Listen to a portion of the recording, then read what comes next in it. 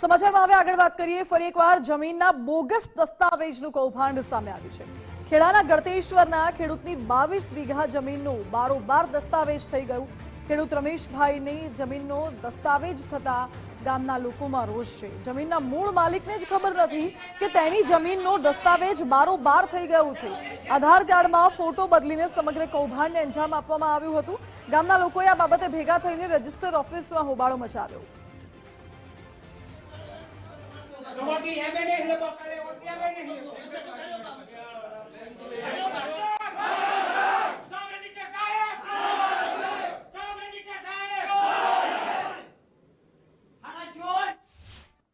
મને આ bogus form કરી છે જે મામલતદાર જે આજના મહાન ખેલાડી આવું થવું જોઈએ ને અને મને એ સાક્ષીઓ હાજર કરે કરી છે સાહેબ નીકળા માનજો પુરાવા આવે જ ના આ મારા વડીલો આ બધા ખેડૂતો આવે જ ના ને આના પહેલા ફતેપુરાનો કેસ થયો છે હું એમાં હાજર થયો છું તો હજુ એ લોકોનું કઈ હજુ નિવારણ આવ્યું નથી। આ શું કરી રહ્યા છે સારી બારી સિંગો સાહેબ આ એ તો ઉપર વાળો તો પેલા જે કોન્ટ્રાક્ટર પેલા શું છે મોટા શેઠિયા દલાલો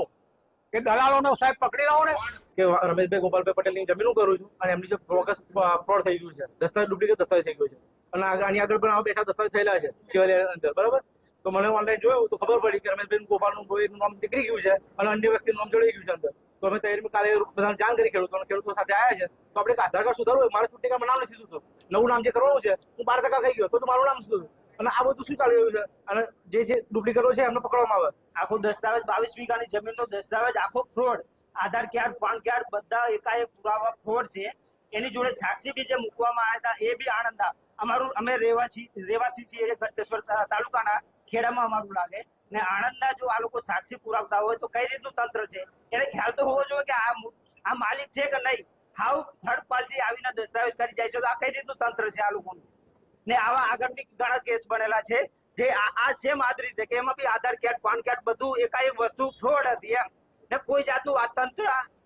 અમે સેવાલય મામલતદાર માટે એક વસ્તુ કહેવા માંગીએ છીએ કે આજ પછી ભાંગોળી પંચાયત કે ધારાનગરનો કોઈ બી દસ્તાવેજ કરવો હોય તો એકવાર માટે નહીં કરવું ને કરવો હોય તો ધારાનગરના કોઠડી પંચાયતમાં તલાટી જે લાગે કે જે સરપંચ લાગે એમની જોડે મળી વાત કરવી 4 જણને મળવું કે આ પાર્ટી છે કે નહીં એના પછી જ ફ્રોડ દસ્તાવેજ થાય છે જેનું અમે ગામ સર્વે લોકો અહીંયા આગળ ફરિયાદ માટે આવ્યા છીએ જે ડુપ્લિકેટ દસ્તાવેજ થયા છે એના માટે મારું ખાલી એટલું કહેવું છે કે કોઈનું આધાર કાર્ડ કે પાન કાર્ડ ચેન્જ કરવું હોય તો વાર લાગે બેંક પણ ખોલતા પણ વાર લાગે તો આ ભાજપની ભ્રષ્ટ સરકારમાં આ અધિકારીઓ શું કરે છે શું ચેક કરે છે કે જે ખેડૂતોને અત્યારે મુશ્કેલીઓ છે કે સામાજિક હોય કે કુદરતી આફત હોય વરસાદ આ તે તો એવામાં ખેડૂત શું કરી શકશે એમની જમીનોના ડુપ્લિકેટ દસ્તાવેજ થાય છે તો મારે સરકારને એટલું જ કહેવું છે કે તમે આનું નિરાકરણ કરો નહીતર વિસાવદર વાળી અમે કરીશું। કે જ્યારે સરકાર એક અનાજ જેવી વસ્તુ આપતી હોય તો સરકાર એક ફિંગરપ્રિન્ટ લે અને એ ઓટીપી પડે ત્યારે સાચા લાભાર્થીને એ અનાજ મળતું હોય। જ્યારે આપણો દેશ ભારત દેશ એ ખેડૂત પ્રધાન દેશ છે ને ખેડૂતો રહે છે જ્યાં ગરીબ અને મધ્યમ વર્ગના પણ ખેડૂતો હોય અને ક્યારેક એવું પણ બનતું હોય છે કે ભાઈ ખોટા દસ્તાવેજો થાય। મારું પોતે એવું માનવું છે જે પણ ખેડૂત હોય એ ખેડૂતનું ફિંગરપ્રિન્ટ લેવી જોઈએ તો એ સાચો ખેડૂત આપણા ધ્યાનમાં આવી શકે વધતા કે રજિસ્ટ્રારોને પણ ખબર પડી શકે। તો મારું પોતે એવું મંતવ્ય છે કે સરકારે આ મંતવ્ય પર ખરેખર હાલ જે ભારત અને ગુજરાતમાં જે પરિસ્થિતિ સર્જાઈ છે બોગસ દસ્તાવેજો થઈ રહ્યા છે એને અટકાવવા હોય તો ફિંગરપ્રિન્ટ લેવી જોઈએ। સરકાર લેવલે જો કોઈ પણ ખોટું હશે તો કલમ 82 નીચે રજીસ્ટ્રેશન અધિનિયમ 1908 ની કલમ 82 નીચે ફરિયાદ દાખલ કરવા માટે અમે વડી કચેરીને મોકલી આપશું। વિશેષમાં આ બાબતે કલેક્ટર સાહેબને રજૂઆત કરી અને સીટમાં પણ આ કેસને લેવડાવી અને જે કોઈ ખોટું કરનાર હશે એની સામે યોગ્ય કાર્યવાહી થાય એની સંપૂર્ણ રીતે મહેનત કરશું। સીસીટીવી ફૂટેજમાં જે માણસો આવી રહ્યા છે ફોર્જ કરવા એનું થોડું ઘણું ઇન્વેસ્ટિગેશન કરતાં અમને એવો ખ્યાલ આવ્યો છે કે આધાર કાર્ડ અને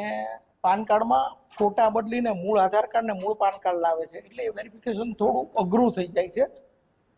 મૂળ પાર્ટીના જ નામ આવે છે મૂળ પાર્ટીના નામ ને સરનામા આવે છે। આ દસ્તાવેજને અમે જાતે વેરીફાઈ કર્યો છે પણ કોઈ સીસીટીવીમાં જે માણસ આવ્યો છે જેનું રેકોર્ડિંગ કર્યું છે એ રેકોર્ડિંગ વાળા માણસને ગોતવા માટે ફરિયાદમાં અમે પૂરતો સપોર્ટ કરશું।